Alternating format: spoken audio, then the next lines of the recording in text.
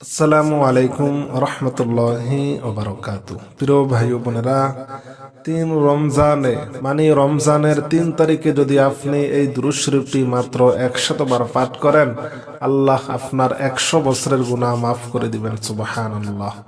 খুবই গুরুত্বপূর্ণ একটি দুরূদ শরীফ।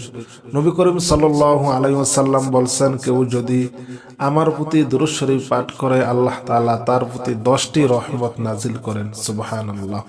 প্রিয় ভাই ও বোনেরা, রমজানের 3 তারিখে আমরা যে কোনো সময় সেহরি খাওয়ার পর থেকে ইফতারি খাওয়ার আগ পর্যন্ত যে কোনো সময় নির্জনে বসে আমরা এই দুরূদ শরীফটি মাত্র 100 বার পাঠ করব।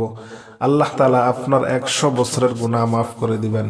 আল্লাহ তাআলা আপনার জন্য হালাল রিজিকের সকল দরজাগুলা খুলে দিবেন। আল্লাহ তাআলা আপনার মনের সকল আশাগুলা পূর্ণ করে দিবেন। সকল বিপদ থেকে আল্লাহ তাআলা আপনাকে মুক্তি দিয়ে দিবেন। সুবহানাল্লাহ।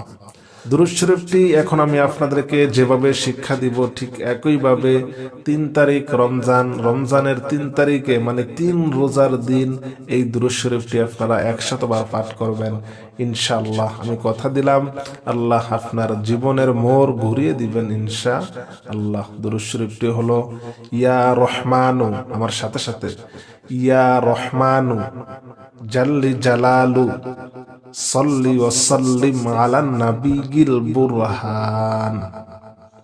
ইয়া আল্লাহু জাল্লি জালালু সাল্লি ওয়া সাল্লিম আলান নাবিয়িল বুরহান।